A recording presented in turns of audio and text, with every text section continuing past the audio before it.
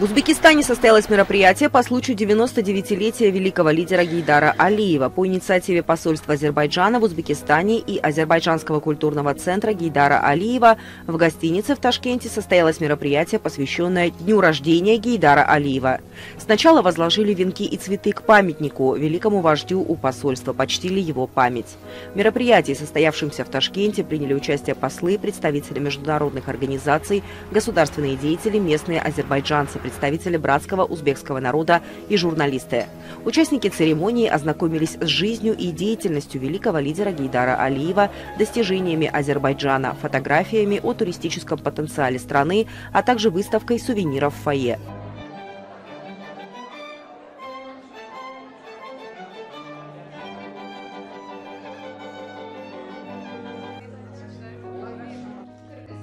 Выступивший на мероприятии посол Азербайджана в Узбекистане Гусейн Гулиев рассказал о жизни и деятельности общенационального лидера Гейдара Алиева, достижениях независимого Азербайджана.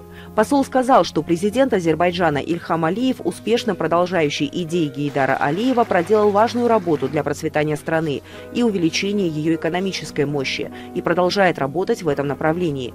Гусейн Гулиев также сообщил о 44-дневной войне, о блестящей победе азербайджанской армии.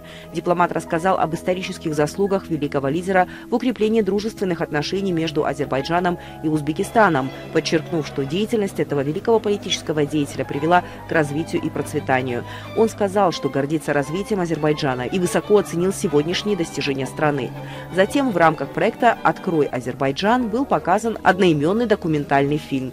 В этом фильме были отражены достижения Азербайджана за годы независимости, наряду со столицей Баку, достопримечательностями Габалы, Шеки, Гянджи, Нахичевана, Шуши, туристическими возможностями, историческими памятниками, кулинарной культурой, а также возвращением культуры в освобожденные территории. Следует отметить, что документальный фильм был снят узбекской компанией Сагич Креатив Медиа. Авторами идеи фильма являются Самир Аббасов, Эльшан Намазалы и Гульнара Асадова. В завершении представители узбекской авиакомпании Fly Catch Avia презентовали бесплатный купон на рейс Ташкент-Баку, путешествие в страну огней. Визит может проходить в течение всего года.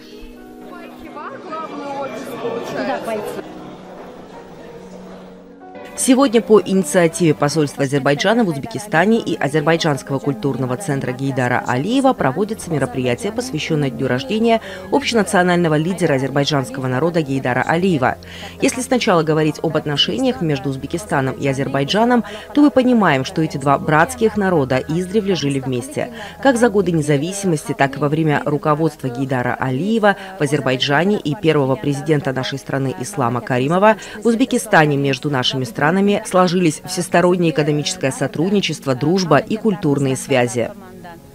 По сей день лидеры наших стран, особенно президент Узбекистана Шавкат Мирзиёев и президент Азербайджана Ильхам Алиев, продолжают укреплять нашу дружбу и тесное двустороннее сотрудничество. Сегодняшнее мероприятие произвело большое впечатление. Если сначала говорить об отношениях между Узбекистаном и Азербайджаном, то мы понимаем, что эти два братских народа издревле жили вместе. Как за годы независимости, так и во время руководства Гейдара Алиева в Азербайджане и первого президента нашей страны Ислама Каримова в Узбекистане между нашими странами сложились всестороннее экономическое сотрудничество, дружба и культурные связи. По сей день лидеры наших стран, особенно президент Узбекистана Шавкат Мирзиёев и президент Азербайджана Ильхам Алиев, продолжают укреплять нашу дружбу и тесное двустороннее сотрудничество.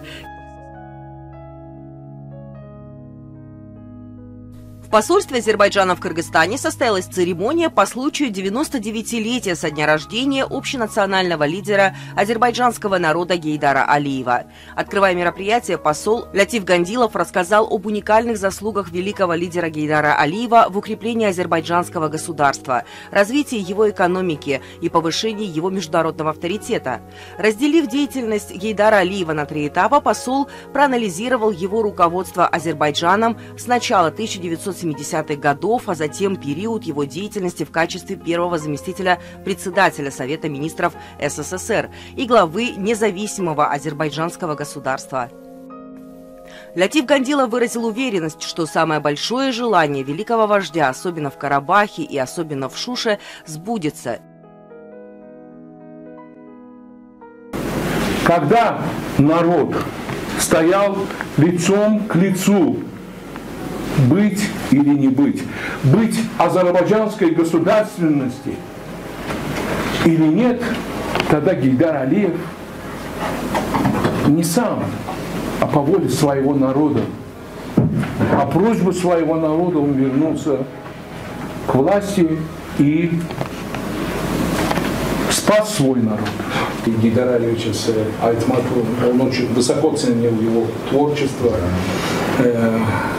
Наш уважаемый друг, он лично его, Гейдара Алиевича, встречал, когда он приезжал сюда на мероприятие, связанное тысячелетием Манаса. Да. И это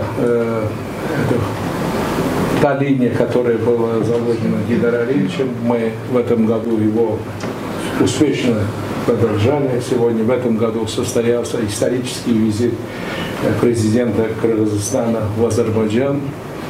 Это было очень искренний такой визит, такой состоялась очень хорошие семейные встречи, такое между руководителями нашими состоялся, руководителями наших государств.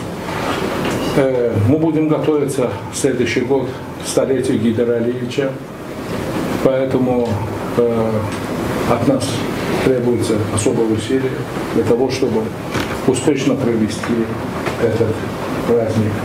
Джаныш Рустембеков, государственный деятель, занимавший должность главы администрации президента Кыргызстана в 90-е годы, участвовавший в мероприятии, рассказал о своих встречах с Гейдаром Алиевым во время его визита в Кыргызстан и его воспоминаниях о великом лидере. Об этом говорил и говорю, и, наверное, еще буду говорить.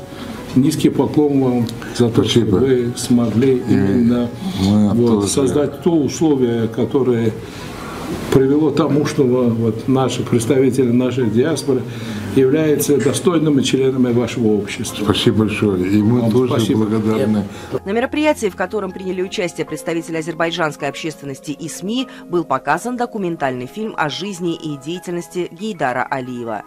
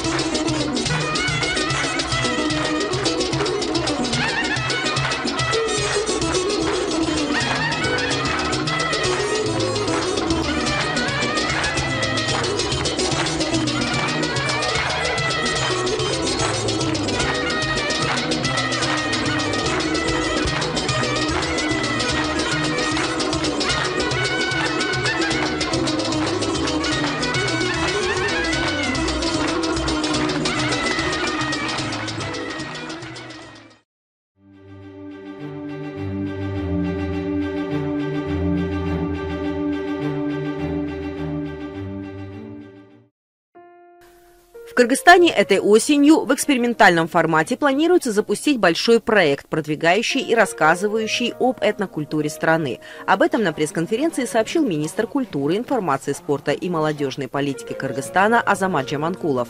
По его словам, в рамках Всемирных игр кочевников удалось раскрыть этноспортивный потенциал страны. В этот раз мы планируем создать аналогичное мероприятие, где будут представлены этнокультура, этнотанцы, этномузыка, этнокухня и этномода. В скором времени информация будет предоставлена подробно, сказал он. По линии, конечно, больше традиционной музыки. На Всемирных играх кочевников мы показали больше этнический вид спорта. Потенциал показали больше именно спортивной части нашей культуры. Теперь мы хотели бы, конечно, создать какую-то большую площадку именно по этнокультуре. Показать, насколько красивая этнокультура, какой потенциал у него есть. Этномузыка, этнотанцы, этнохит, этномода, этнокухня. Объединяя все эти форматы, мы в скором времени будем учреждать вот такую площадку. В этом году мы постараемся экспериментально, где-то в начале сентября планируется такое мероприятие. В скором времени мы заявим об этом. А где? Нет, на Иссык-Куле, да? Есть в Москве, есть в Алмате, есть в Ташкенте, есть в Берлине, в Лондоне, в Арабских Эмиратах. И Катар, Кувейт, если получается, то мы участвуем там. То есть основные точки вот эти. Еще есть Стамбул. То есть на всех этих выставках у нас участвует департамент туризма совместно с туроператорами. Там основные контакты между туроператорами там идут. Основные контракты там подписываются. И уже по этим контрактам к нам привлекают туристов. А скажите, готов ли Кыргызстан принимать зарубежных гостей сегодня, в этом году? Мы готовы полноценно, то есть и объекты готовы, и мы сейчас вот 13-14 для этого делаем, чтобы заявить о том, что Кыргызстан готов к туристическому сезону, что мы готовы принимать гостей. Насколько приблизительно рассчитываете приезд, прибытие? Вообще иностранные граждане, которые пересекают нашу границу, в том числе и по торговле, по разным целям, у нас более 8 миллионов. Из них 30% это туристы. Мы пока не достигли того уровня, когда в 2019 году, до пандемии, у нас было количество, то есть максимальное количество туристов. Хотелось бы, конечно, чтобы эти картины обратно вернулись в Кыргызстан.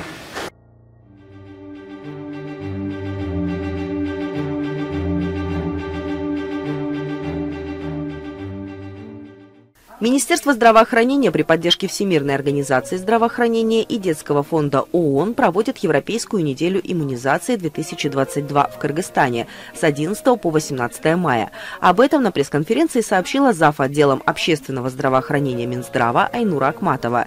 По ее словам, мероприятия по иммунизации будут направлены на охват труднодоступных и отдаленных местностей, также на непривитые группы населения с ограниченным доступом к службам здравоохранения. Во время ЕНИ будут сформированы выездные и мобильные бригады медицинских работников, 65 мобильных бригад, которые прямо на территории новостроек и на отгонных пастбищах организуют прививочный пункт, где бесплатно будет проводиться вакцинация. А также в связи со вспышкой кори в соседней республике Таджикистан во время ЕНИ будем делать упор на вакцинацию против кори и предпринимать все необходимые меры для предупреждения завоза кори в республику, отметила Акматова. Она также заявила, что в Кыргызстане все вакцины для детей закупаются через Детский фонд ООН у самых лучших производителей в мире, имеющих преквалификацию ВОЗ. Как отметила представитель странового офиса ВОЗ Ждианара Бекенова, вакцины являются одним из самых когда-либо изобретенных экономически эффективных инструментов здравоохранения. Каждый сом, потраченный на иммунизацию детей, приносит прибыль до 3000 сомов. Иммунизация обеспечивает защиту от большинства инфекционных заболеваний, таких как дифтерия, столбняк, корь, полиомиелит, краснуха, коклюш, вирусный гепатит Б, паротит, любое из которых может стать причиной смерти или инвалидности, отметила Акматова. Также исполняющая обязанности главы коммуникационного отдела ЮНИСЕФ в Кыргызстане Сима Хоста сообщила, что за 20 лет вакцины спасли больше жизней, чем любая другая медицинская инновация в истории. Это огромное достижение. Есть еще дети, которые пропускают вакцинацию. Вакцины стали жертвами своего же успеха, снизив смертность. Они сделали болезни невидимыми. Ежегодно вакцины спасают жизни до 3 миллионов детей, сообщила Хоста.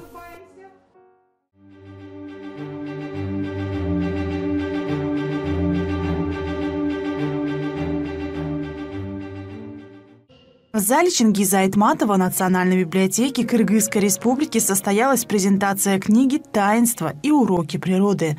Авторами книги являются Токтасунова Адаш, антрополог, доктор политических наук, и Токтасунов Нарынбек, общественный деятель, исследователь этноэкологической истории кыргызов. Издание «Таинство и уроки природы» представляет познавательную ценность не только для специалистов, изучающих историю Кыргызстана, а также имеет значение для духовно-нравственного воспитания и развития подрастающего поколения.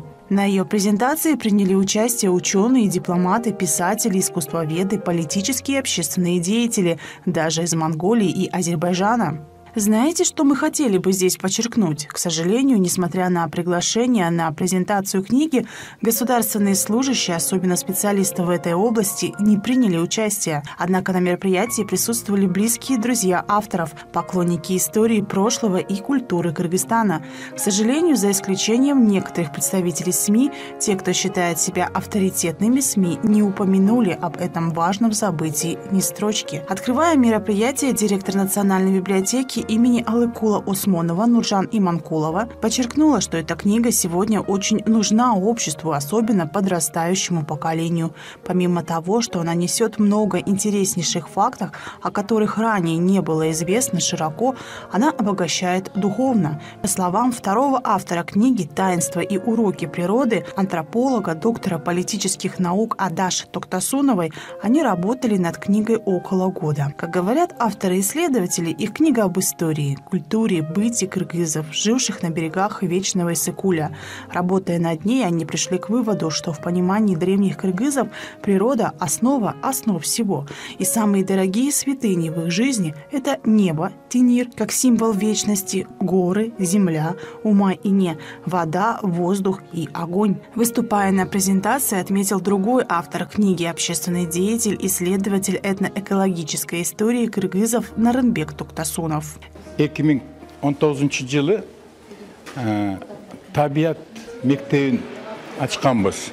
Ошол табиат мектебинде эко, этно, агро жана туризм өнүктүрүү боюнча максат болгон. Ошол иш-чараны өткөргөндөн кийин, ошол проекттин өткөргөндөн кийин биз ошонун жыйынтыгы менен ушул китепти жазалы деп чечтик. Китепте биздин Кыргызстандын табигый эстеликтер, табигый өсүмдүктөр, бермет болгон Кыргызстандын бермети Ысык-көл жөнүндө көп кеңири айтылган.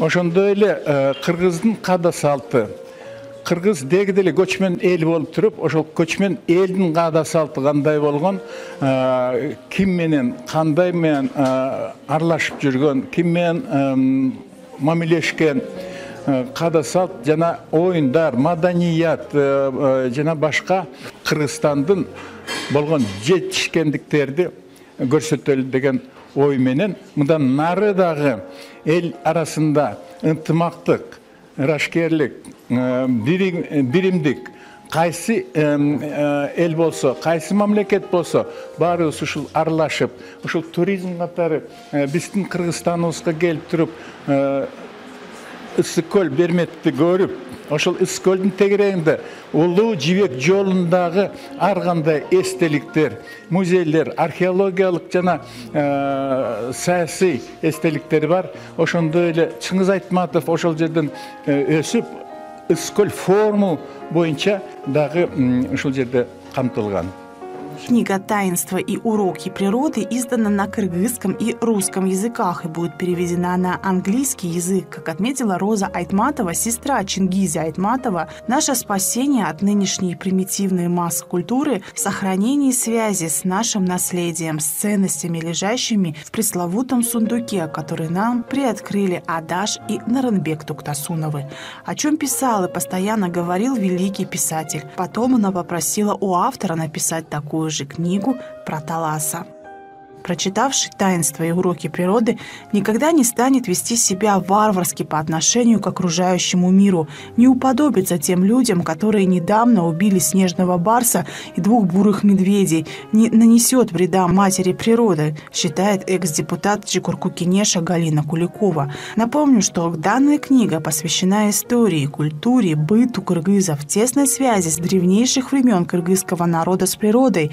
Читателям будет интересно узнать о древней кыргызской архоно-енисейской письменности, декоративно-прикладном искусстве и народном творчестве кыргызов. В издании также подробно описаны обычаи, традиции, национальные игры, конные состязания, фольклор, песни, сказки, эпос-манас, прошлые и современные монасчи, сохранившие и развивающие эпическое наследие кыргызов. Отдельная глава книги посвящена Иссыкулю, где подробно описаны природные, исторические, культурные памятники, уникальные петроглифы, находящиеся на северо-западе Чулпон-Аты. Мы, съемочная группа «Медиа Туркель», передача «Мост дружбы», решили снять документальный фильм по сценарию этой книги. Если кто-то хочет быть с нами, пусть присоединяется. Эта работа требует много времени и любви к родине. Мы сделаем это. Мы обязаны более подробно знакомить с историей, прошлым и культурой кыргызского народа в Турции, Азербайджане и других странах, потому что кыргызский народ, имеющий великое историческое прошлое, культуру, язык и верование, заслужил это.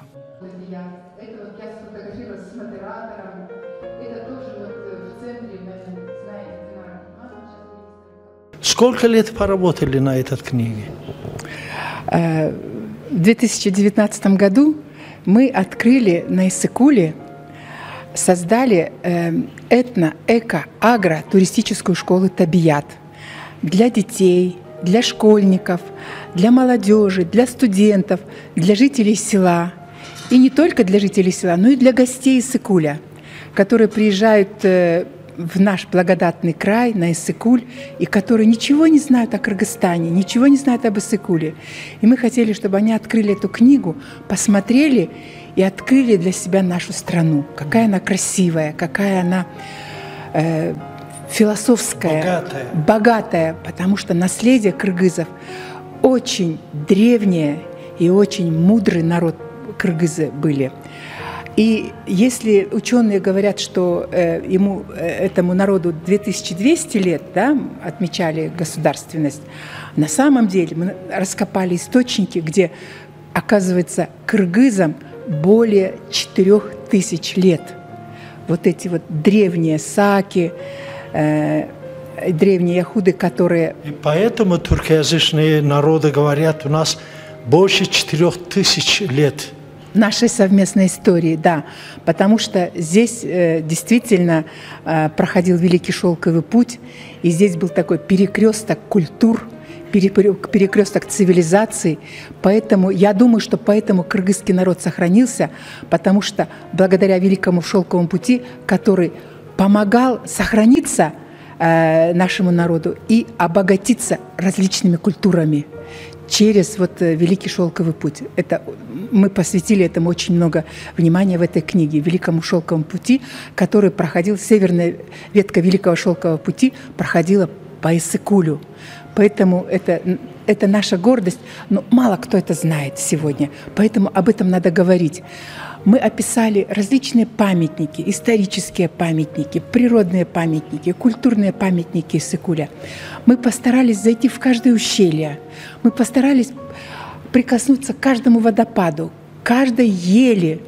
Тут богатейший, красивейший горный сосновый еловые леса у нас находятся.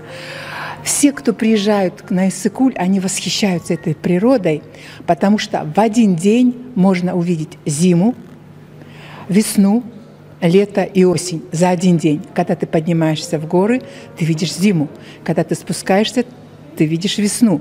Когда ты приходишь к озеру, ты видишь лето. Когда ты уходишь в другое место, ты видишь осень. В один день. Вы это написали? Мы это все написали. Этому конец? Нет, этому не конец. Мы написали о святых местах Иссык-Куля. Мы обратились с таким вопросом: а почему на Иссык-Куле рождаются монасчи? Почему наследие Манаса получило такое распространение? Раскрыли этот секрет? Мы раскрыли этот секрет. Да, мы раскрыли этот секрет. Мы написали, что именно воды Иссык-Куля, священная вода Иссык-Куля, рождает таких людей, такая особая аура, которая дает одаренных людей не только монасчи, они как и на южном берегу, так и на северном берегу.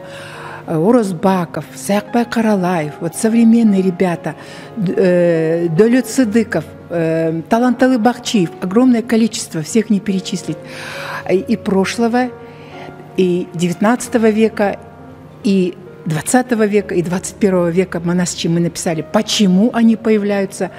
Мы также обратились к творчеству Чингиза Айтматова. Мы рассмотрели именно иссык-кульский период его творчества. И вот мой брат Тактасунов Нарынбек, он перевел стих, который написал Чингиз Айтматов на кыргызском языке, посвященный Иссык-Кулю, он перевел на русский язык, а Муратбек Бегалиев написал прекрасную мелодию в ритме вальса «Иссык-Куль сагыну», «Тоска по Иссык-Кулю». Чингиз Тюрякулович Айтматов написал это стихотворение, когда был послом Кыргызстана в Брюсселе. И он очень любил Иссык-Куль, очень скучал. И мы проследили его творчество. Мы были там, где он писал эти свои произведения. И мы даже какие-то отрывки дали из легенд, которые он написал. Легенда о матери Оленихе. Мы это написали о том, что Чингиз Тюрякулович Айтматов в 1958 году, когда только что закончил институт, он стал журналистом в газете. Как он в Рыбачьем, сейчас это Балыкчи, как он голосовал, сел в одну машину, и ему шофер рассказал про свою жизнь. И он из этого рассказа он написал «Тополек мой в красной косынке». Вот мы обо всем этом говорим. Где снимались фильмы по Чингизу Айтматову, как снимался «Белый пароход». Мы раскрыли творчество Чингиза Айтматова именно иссык-кульского периода. Мы описали памятники, различные памятники прошлого на Северном берегу, какие там были раскопки. Мы посмотрели, какие есть экспонаты в музеях. Экспонат музея Чолпанатинского музея. Мы написали про основателя музея, основателя, которая с нуля начинала этот музей, Кенишхан Исмановна Исманова. Она еще жива, слава Богу, ей 85 лет. Она этот музей начинала. И этот музей сейчас имеет государственное, национальное значение. Огромный музей, у него большие запасники. Мы также написали про музей, который находится в селе Чонгсарой. Там тоже замечательный музей. Мы туда тоже подарили какие-то экспонаты. Этот музей тоже очень большое значение имеет, потому что он находится на трассе, который идет на ипподром. Мы написали про всемирные игры кочевников. Мы написали про игры, про национальные всякие кухня, игры все там отражается. Кыргызов, да.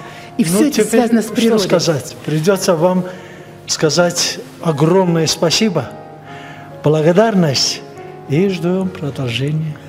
Спасибо большое. Вы даете мне такую мотивацию продолжать эту работу. Спасибо вам большое. Давайте еще раз покажем. Это значит, здесь одна половина на русском, да.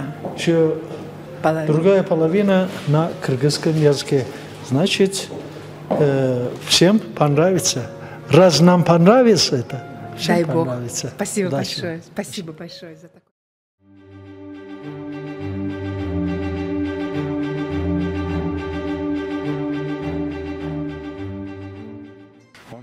Отметим, в 2021 году Иссык-Кульский марафон присоединился к календарю Label Road Races, опубликованному World Athletics, включающему в себя 191 забег в 49 странах. Кроме того, с 2019 года марафон входит в серию марафонов ШОС. Вместе с этим Run the Skill Road с 2021 года является квалификационным и дает возможность профессиональным спортсменам при выполнении нормативов получить путевку на Азиатские игры, Чемпионат мира и Олимпийские игры, сообщил глава дирекции международного марафона ШОС Run the Silk Road Мелис Надыров. Иссык-Кульский ШОС-марафон проходит под эгидой ШОС, он входит в серию марафонов ШОС. На сегодняшний день подтвердили 22 страны, более 3000 участников. На данном марафоне предусмотрены 4 дистанции, 42 километра, 21, 10 и 3 километра. Помимо этого есть на 10 и 3 километра скандинавская ходьба. Я думаю, что Иссык-Кульский марафон он стал визитной карточкой, потому что мы входим в серию марафонов ШОС, а также имеем сертификацию трассы от Международной ассоциации пробегов и забегов, а также это мероприятие является лейбловой от мировой атлетики, что дает возможность при выполнении нормативов выиграть путевку на Олимпийские игры.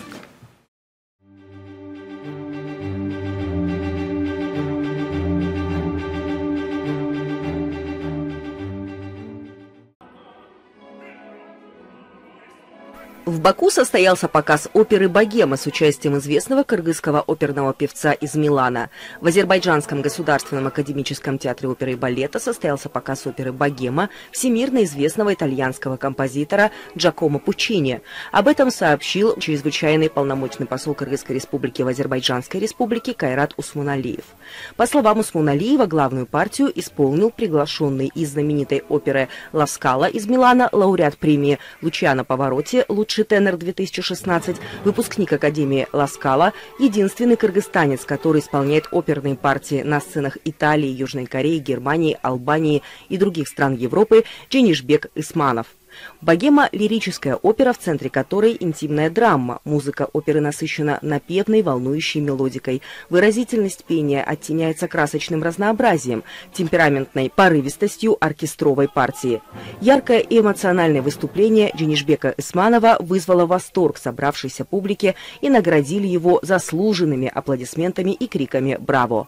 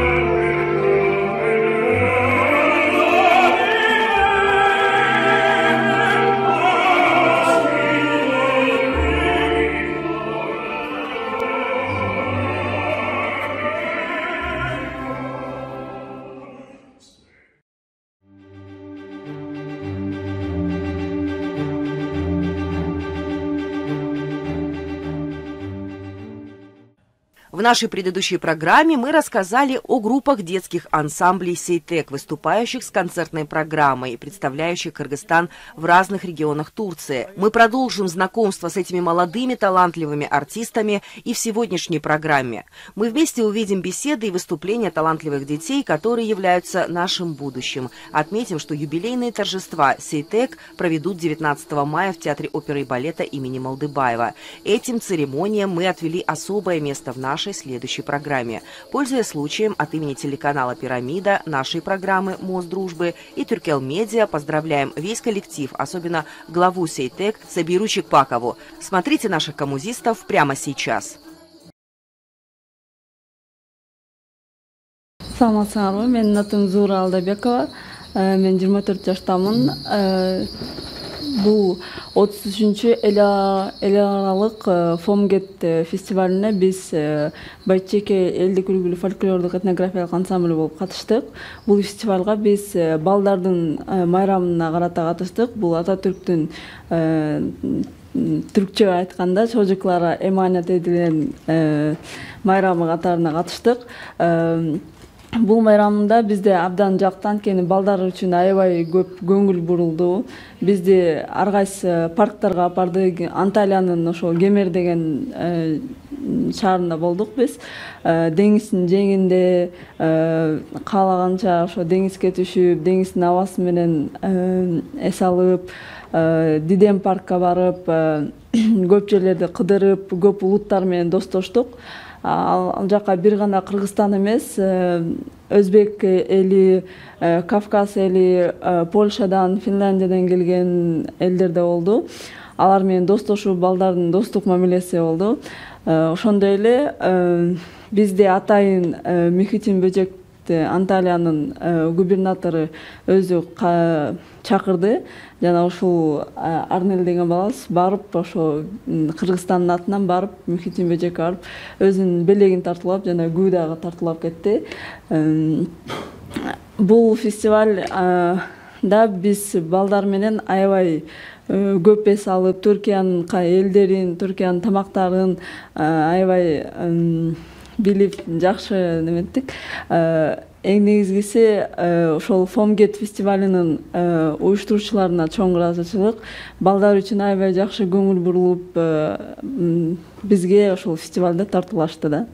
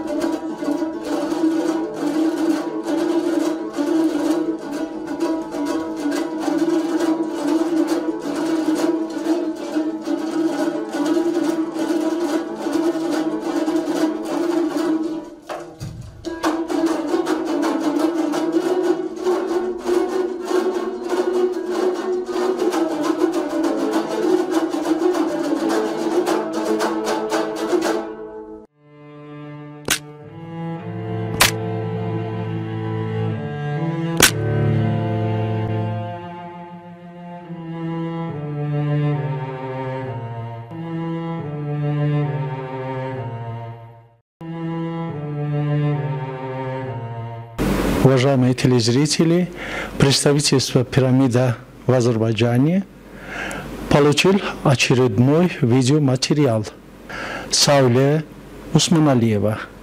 Она сейчас учится в Баку, и она подготовила для наших телезрителей культуру, традиции и обычаи азербайджанского народа.